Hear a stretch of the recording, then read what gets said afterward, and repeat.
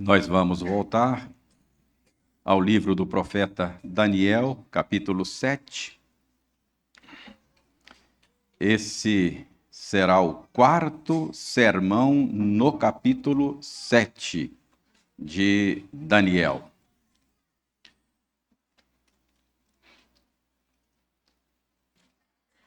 Hoje eu quero chamar a sua atenção para um pequeno detalhe da visão que Daniel teve e registrou nesse capítulo. Para isso eu lerei apenas 2 versos. Daniel 7, versos 9 e 10. Daniel 7, verso 9 e 10. Eu leio, você acompanha aí silenciosamente. Continuei olhando até que foram postos uns tronos, e o ancião de dias se assentou. Sua veste era branca como a neve, e os cabelos da cabeça como a pura lã. O seu trono eram chamas de fogo, e suas rodas eram fogo ardente. Um rio de fogo manava e saía de diante dele. Milhares de milhares o serviam, e miríades de miríades estavam diante dele. Assentou-se o tribunal, e se abriram os livros. Vamos orar pedindo ao Senhor que nos dê a graça da iluminação. Aceita, Senhor, a nossa gratidão por nos aceitares na tua presença, reunidos mais uma vez. Nenhum de nós merece estar aqui. Nenhum de nós merece pisar os teus átrios. Aqui estamos e somos aceitos porque um cordeiro foi esmagado no nosso lugar. Agora, Senhor, damos-te graças por nos permitires, mais uma vez, olhar para a tua palavra, lê-la, meditar nela, com o propósito de extrair dela alimento para a nossa alma. Enquanto fazemos isto, Senhor, nós te pedimos, alimenta o teu povo reunido aqui. Guia as tuas ovelhas por pastos verdejantes. Nós te pedimos isso, Senhor, em nome de Jesus. Amém. Como eu disse, hoje nós vamos prosseguir analisando mais particularidades da visão de Daniel, registrada aqui no capítulo 7. Eu disse que este é o quarto sermão no capítulo 7. No primeiro sermão, nós fizemos uma análise geral de todo o capítulo 7. No segundo sermão, nós vimos que o Senhor revelou a Daniel que haveria uma sucessão de 4 grandes impérios mundiais até a chegada do reino messiânico. Em seguida, no terceiro sermão, que foi no domingo passado, nós nos esforçamos para compreender o sentido de um detalhe: os 10 chifres e o chifre pequeno que surgiu no meio deles. Nós vimos que esta imagem significa que, da chegada do reino messiânico até a consumação dos séculos, haverá uma sucessão indefinida de reinos e de governos terrenos. Vimos também que muitas vezes estes reinos, estes governos, são instrumentalizados pela antítese que está em operação no mundo.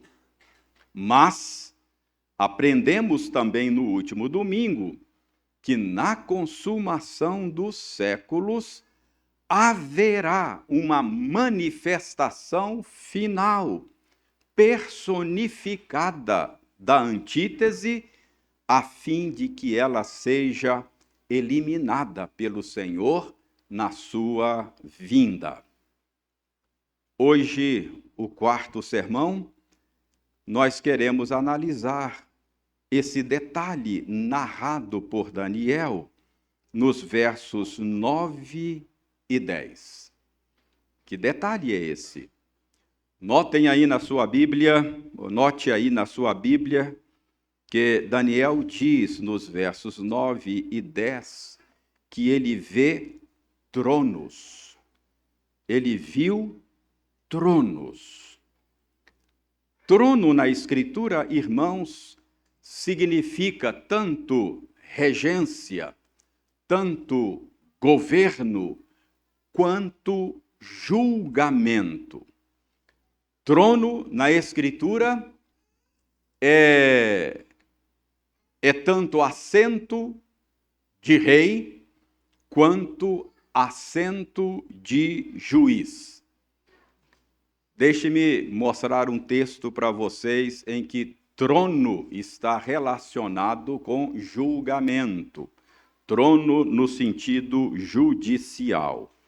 Mateus 19, 28, Jesus Cristo associou o trono com o julgamento. Eu leio Mateus 19, 28. Jesus lhes respondeu: em verdade vos digo que vós, os que me seguistes, quando na regeneração o Filho do Homem se assentar no trono da sua glória, também vos assentareis em 12 tronos para julgar as 12 tribos de Israel. Qualquer que seja o sentido destas palavras do Senhor, que não vem ao caso agora, o fato é que há uma relação estabelecida aí entre o trono e o ato de julgar. Assentareis em 12 tronos, diz o Senhor, para julgar. Além disso, no final do verso 10, Daniel diz: assentou-se o tribunal. Não confunda o verbo assentar aí, o sentido aí é o sentido de estabelecer, não é uma pessoa que assentou, é o tribunal. Então, assentou-se o tribunal, isto é, estabeleceu-se o tribunal. Então, esse detalhe da visão de Daniel trata do estabelecimento de um tribunal. Esse detalhe da visão de Daniel trata da formação de uma corte judicial. Daniel, ao descrever esse detalhe da sua visão, ele está descrevendo a abertura de uma sessão de julgamento. Irmãos, notem também que Daniel descreve um personagem que viu, nesse detalhe da sua visão, como o ancião de dias. Certamente, nós temos aqui uma descrição do juiz neste tribunal. A expressão ancião de dias aponta para a eternidade eternidade deste juiz, em contraste com a transitoriedade dos reinos deste mundo que a visão de Daniel apresenta. Daniel diz ainda que este ancião de dias tinha veste branca como a neve, e ele descreve os cabelos desse ancião de dia, os cabelos da sua cabeça, brancos como a pura lã. Qual é o sentido dessa linguagem simbólica? Irmãos, na Bíblia, a cor branca é normalmente um símbolo de pureza. É normalmente um símbolo de santidade. Não é difícil você perceber isso. Você certamente se lembra da promessa de purificação do seu povo que o Senhor fez por meio de Isaías. Lembra lá? Quando o Senhor disse: ainda que os vossos pecados sejam vermelhos como o carmesim, se tornarão como a lã. Então, a imagem, o símbolo da brancura é símbolo de purificação, de pureza, de santidade. Além disso, esse detalhe da visão de Daniel fala desse ancião de dias com cabelos brancos. O que significam cabelos brancos na linguagem da Escritura? Irmãos, brancura dos cabelos na Escritura está quase sempre relacionada com a sabedoria que normalmente a pessoa adquire com o tempo. Por exemplo, a Bíblia ensina que nós devemos honrar, que nós devemos reverenciar as cãs, isto é, os cabelos brancos. Lembram lá de Levítico, capítulo 19, verso 32? Eu leio, diz o seguinte: diante das cãs, isso é, diante dos cabelos brancos, te levantarás e honrarás a presença do ancião, e temerás o teu Deus. Eu sou o Senhor.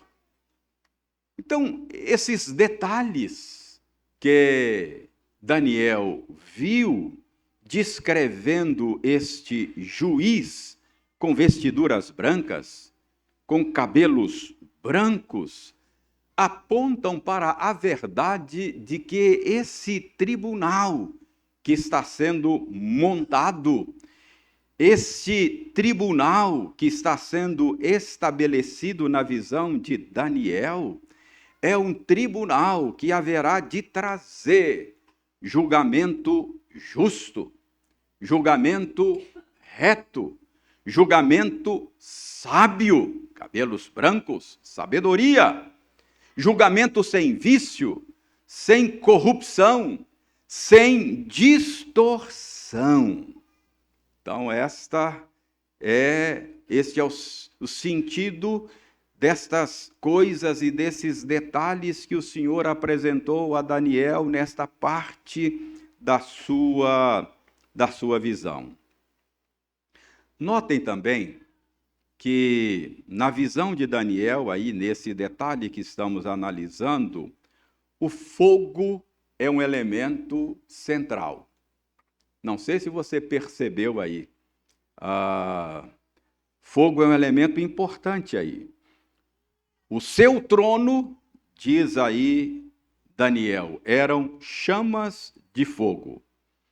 As suas rodas eram fogo ardente. E ele diz que um rio de fogo manava e saía de diante do trono do ancião de dias. Irmãos, a Bíblia com muita frequência, associa o juízo de Deus com o fogo. São inúmeras, são muitas as passagens em que esta linguagem do fogo é usada para falar da manifestação do juízo de Deus. Eu poderia mostrar muitas passagens bíblicas, mas uma única aqui. Por exemplo, em Deuteronômio, ao advertir o povo de Deus para o perigo da idolatria, Moisés lembra o seguinte ao povo. Ele adverte o povo quanto ao perigo da idolatria e ele diz a razão. Ele diz, porque Deus é Deus zeloso. E ele diz, ele é fogo consumidor. Essa mesma linguagem, chamando Deus de fogo consumidor, vai ser usada mais tarde pelo escritor de Hebreus. Então, a visão de um trono em chamas não deixa dúvidas de que o significado desse detalhe na visão de Daniel é o exercício do juízo de Deus. Não há dúvidas de que a mensagem nesta parte da visão é a respeito do julgamento do Senhor. Mas a Bíblia relaciona também o fogo com a ideia de purificação. Por exemplo, Malaquias diz que quando o Messias chegasse, Malaquias diz que o Messias haveria de purificar como fogo de ourives os filhos de Levi. Então, uma linguagem de purificação. Além disso, notem ainda que Daniel diz aí que na sua visão ele viu um rio de fogo que manava e saía de diante do trono. Um rio de fogo. A imagem descrita aqui por Daniel lembra aquele rio de lava ardente que desce de um vulcão em erupção. Não lembra? Um rio de fogo.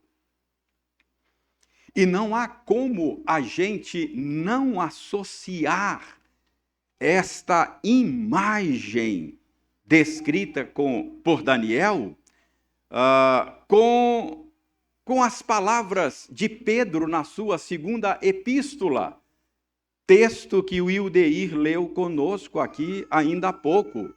Se você se lembra daquela passagem que nós lemos ainda há pouco, Pedro diz que os céus e a terra que agora existem estão sendo guardados para o fogo. Estão reservados para o dia do juízo e destruição dos homens ímpios. Pedro diz, no texto que o Wildeir leu conosco, que naquele dia, no dia do Senhor, os céus incendiados serão desfeitos e os elementos abrasados se derreterão. Parece que Pedro está falando de um processo de purificação cósmica, purificação do universo pelo fogo. E Pedro diz que nós esperamos como resultado disso novos céus e nova terra, nos quais habita justiça.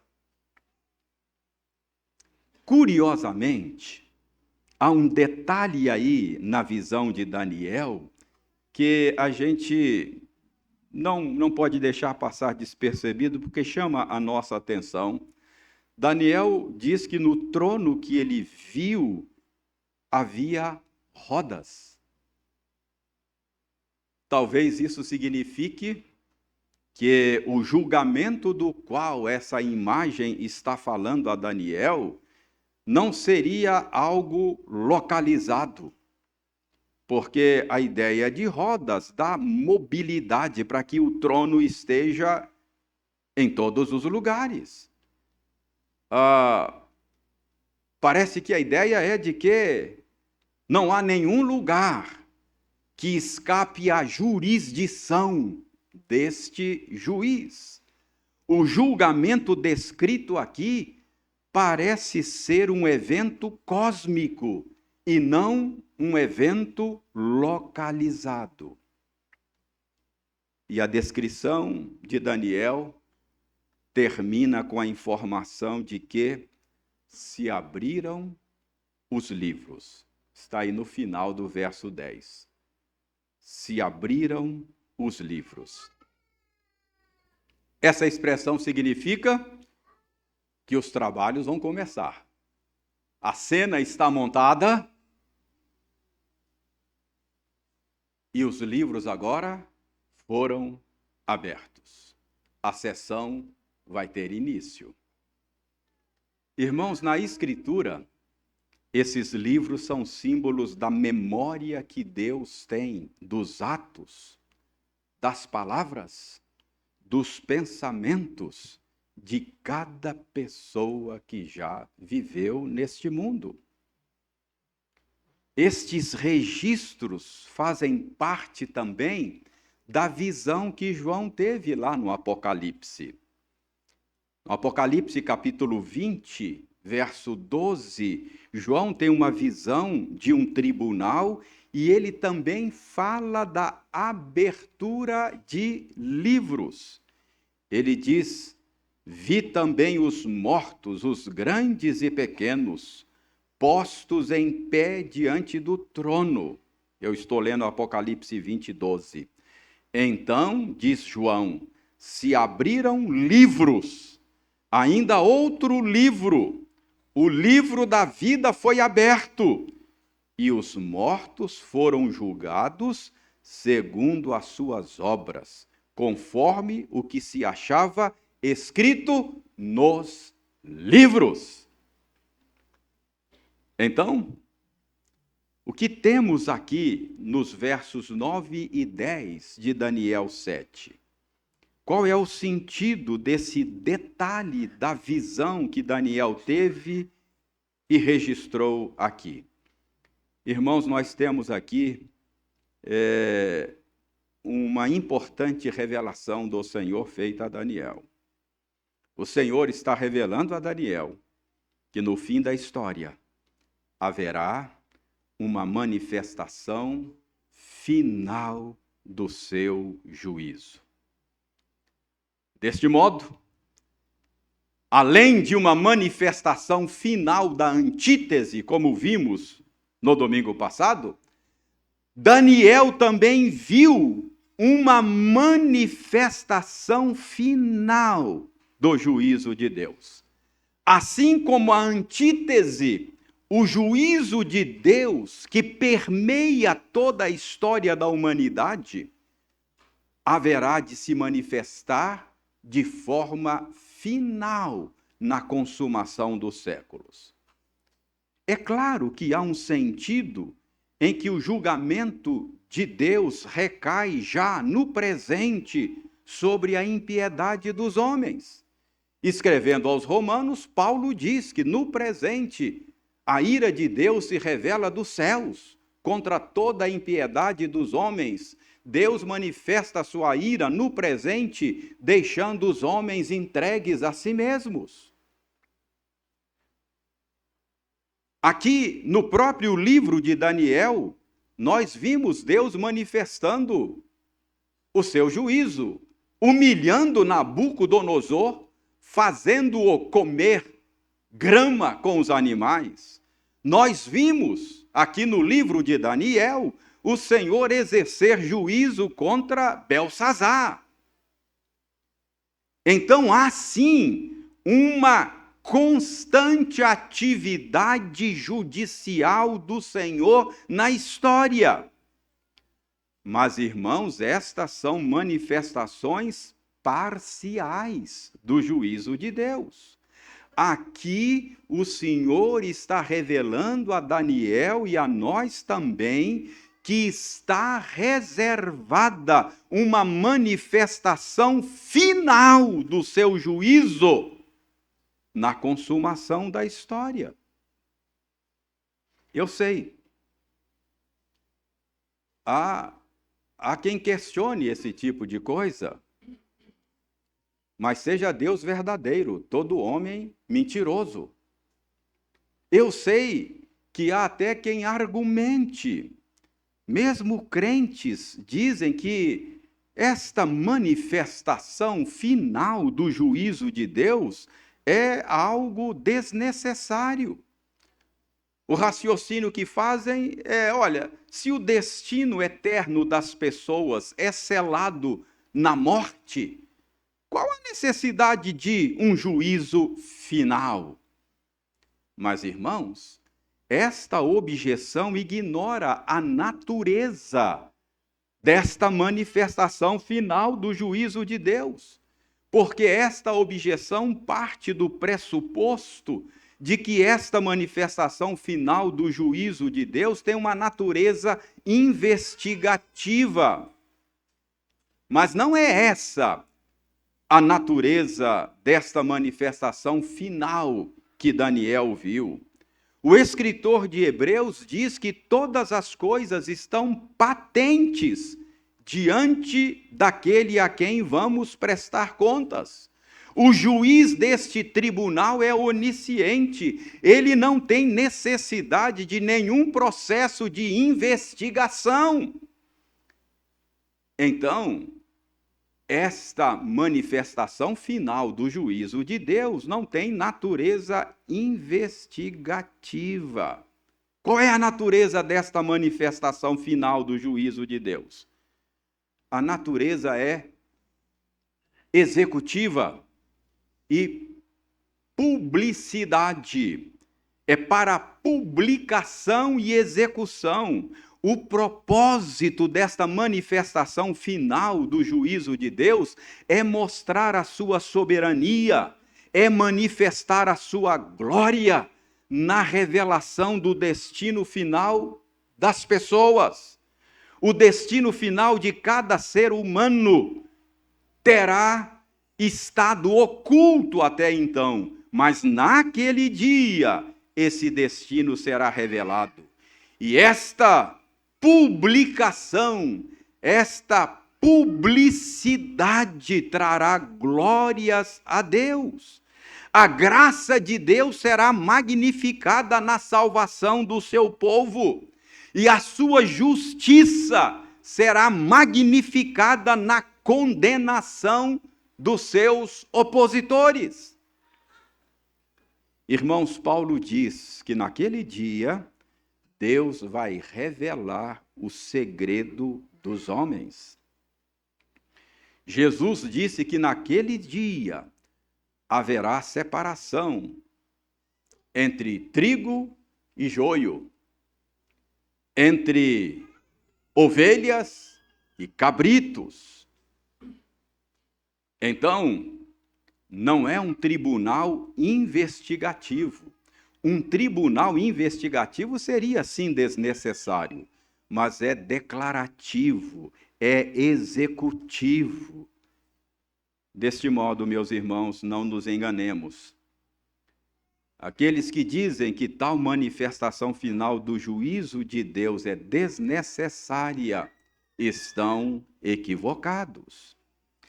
Há também quem negue a manifestação final do juízo de Deus com base no amor e na bondade do Senhor.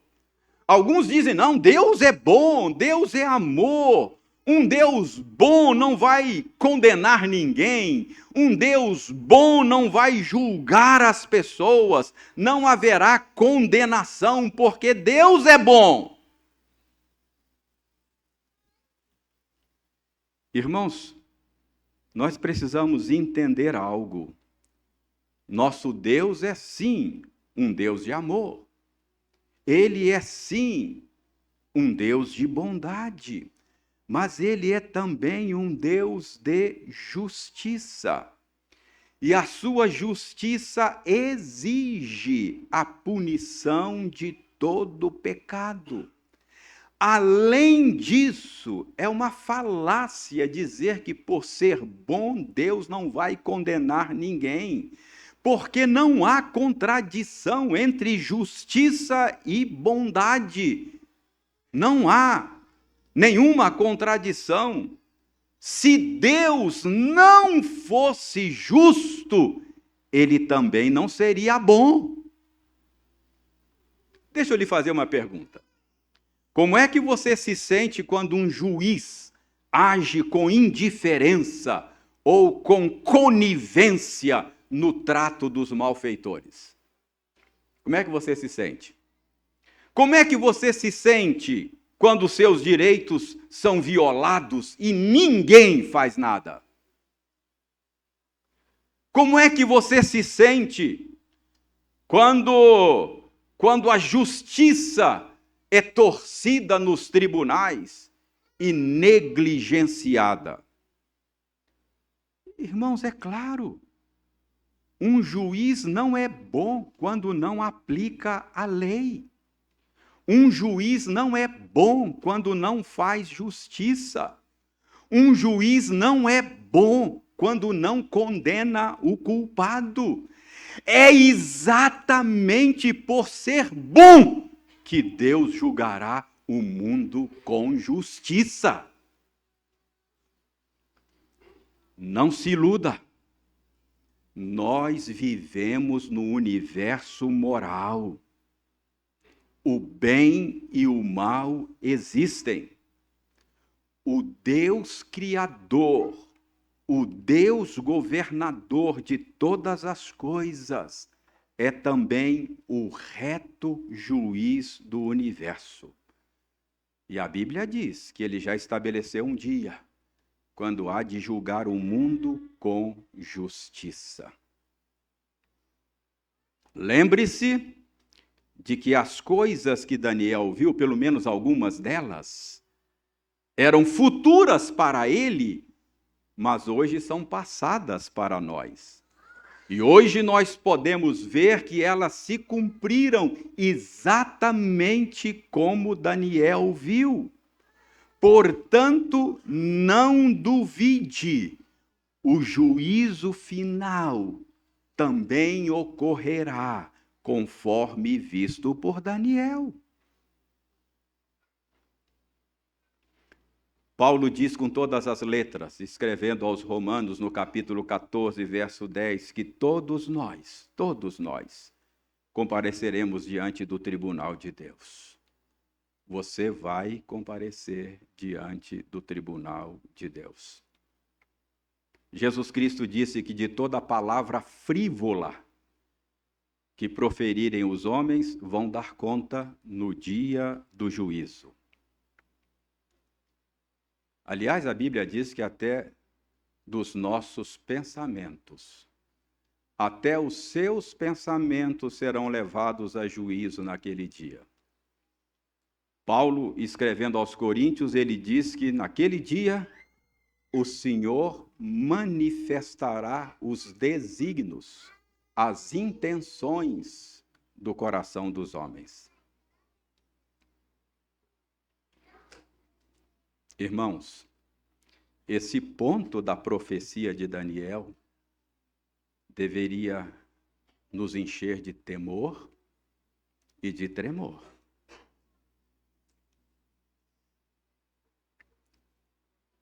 Esse tribunal que Daniel viu proferirá a justa sentença que os pecados dos homens merecem.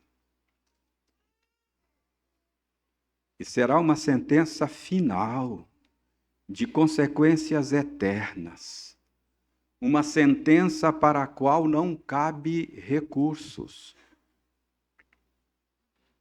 A Bíblia diz que ao homem está ordenado a morrer uma só vez. Depois disto, não purgatório, não reencarnação, Depois disso, juízo.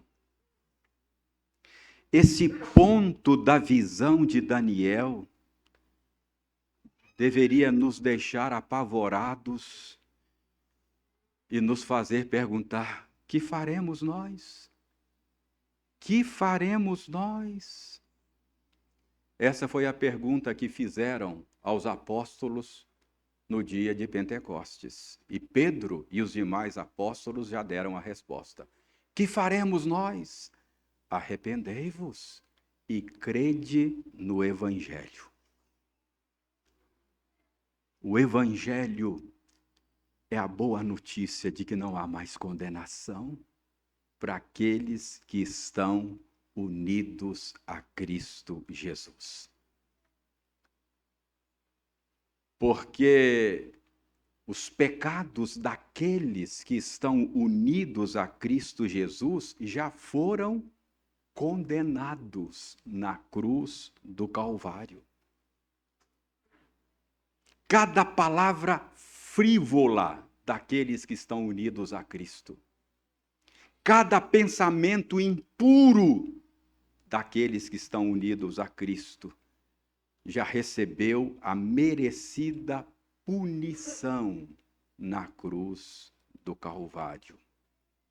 Por isso, naquele dia, os que estiverem unidos a Cristo ouvirão a sentença final dos lábios do reto juiz do universo.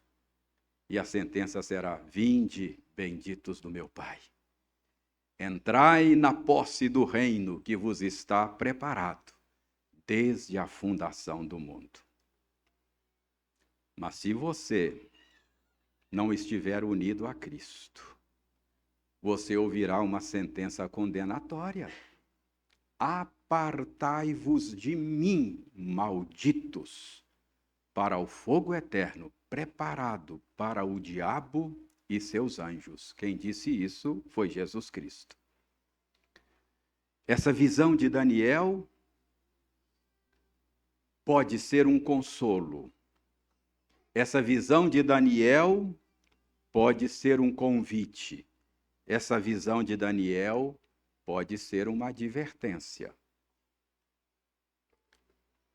Para você que fica indignado com a prosperidade do ímpio, para você que fica chateado com a impunidade dos malfeitores, com a injustiça dos poderosos, a visão de Daniel é consolo. Porque ela está dizendo que o Deus dos exércitos é o reto juiz do universo e o vingador do seu povo. Como diz o Salmo 37, não te impacientes por causa dos malfeitores, certamente isso acabará mal. Então, se você anda chateado, desanimado com a injustiça que campeia no mundo, descanse, console o seu coração. Deus vai endireitar as coisas. Mais cedo ou mais tarde, Ele vai endireitar as coisas. A visão de Daniel pode ser para você um convite. Se você estiver longe de Cristo, essa visão de Daniel hoje é um convite para você. Deus está convidando você para vir a Cristo hoje mesmo, em arrependimento e fé. Ele está dando a você hoje a oportunidade, a chance de se declarar culpado diante dele, de admitir que você é um réu merecedor de condenação e render-se a Cristo e recebê-lo como Salvador da sua vida. Então, se você estiver longe de Jesus, essa visão de Daniel é um convite para você. Agora, se você estiver unido a Cristo, essa visão de Daniel é uma advertência para você. Esta Esta mensagem de Daniel é uma advertência para que você permaneça em Cristo Jesus, a fim de que você não seja envergonhado diante dele na sua vinda. Como é que você vai receber essa mensagem hoje? Consolo? Convite ou advertência? A minha oração é para que seja como consolo, seja como convite, seja como advertência. Essa mensagem abençoe a sua vida. Essa é a minha oração. Amém.